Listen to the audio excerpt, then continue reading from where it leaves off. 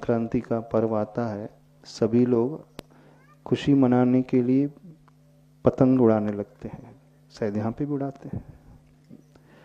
और जो इसमें मंजे का यानी धागे का प्रयोग करते हैं, नायलॉन के धागे, सबसे खतरनाक है।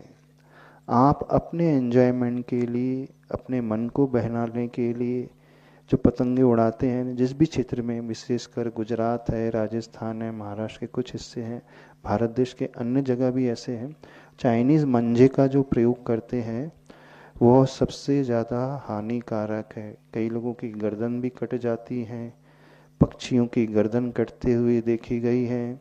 उसमें जो केमिकल्स यूज़ होते हैं वो बहुत ज़्यादा खतरनाक होते हैं। तो अपने मन की खुशियों के लिए आपको कोई अधिकार नहीं है कि आप पशु पक्षियों और मनुष्यों को घात पहुंचाएं, उनकी हिंसा करें, उन्हें पीड़ा पहुंचाएं।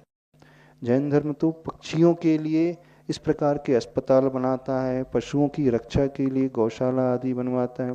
दिल्ली में आपने देखा होगा, सुना भी होगा, लाल मंदिर के बाजू में ही पक्षियों का अस्पताल वर्षों से चला आ रहा है। वहाँ तो पक्षियों का इलाज किया जाता है। संक्रांति आते ही कई प्रकार के पक्षी वहाँ पहुँच जाते हैं जिनकी गर्दन कटे हैं, पंख कटे हुए होते हैं।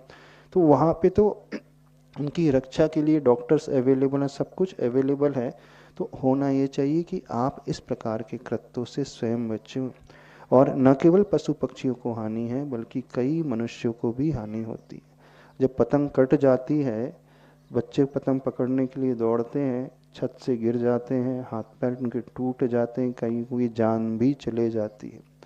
और यदि हम उसके पीछे छिपे हुए संकेत को देखने की कोशिश करें, तो व्यक्ति जब दूसरों की पतंग को काटता है तो बड़ा आह्लाद हो जाता है, प्रसन्नता से भर जाता है।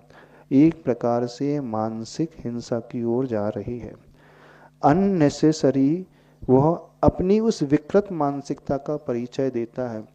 जैसे हम किसी को युद्ध में हरा तो नहीं सकते, युद्ध में लड़ नहीं सकते, तो एक प्रकार से जब पतंग का युद्ध कर रहे हो, पतंग से पेच पे लड़ा रहे हो, तो आप अपनी विद्रूप मानसिकता का ही परिचय दे रहे हो। बस मीडियम आपने पतंग बना लिया। पहले युद्ध में लोग तलवार आदि से लड़ते थे और एक दूसरे को मार करके खुश होते थे। ठीक वही मेंटलिटी, वही मानसिकता जब व्यक्ति पतंग काटता है अथवा इस प्रकार के खेल खेलता है तो उसके भीतर उत्पन्न हो जाती है। जैन शास्त्रों में इसे अशुभ ध्यान कहा है। यानी ये ध्यान वो ध्यान होता है जब वो दूसरों की पतंग काट कर के खुश हो रहा है, तो एक प्रकार से वो उसे मार कर के खुश हो रहा है, तो उसकी जो मानसिक दशा बिल्कुल वैसी ही हो जाती है जैसे वो एक प्रकार से युद्ध लड़ रहा है, तो उससे पूरा उतना ही दोष लगता है जैसे किसी की साक्षात हिंसा कर रहा है। तो ऐसे कार्य करने से उसके परिणाम भी अपने आप हिंसक होने लगते हैं। फिर ये परिणाम उसके व्यवहार में स्पष्ट रूप से झलकने लगते हैं। उसका बिहेवियर भी इसी प्रकार का क्रूर हो जाएगा। वो अननेसेसरी किसी को परेशान करने वाला अपने आप होता चला जाएगा। तो मानसिक रूप से भी हमारी दुर्गति है, वाचनिक और कायिक रूप से भी होती, तो इनसे बचना चाहिए।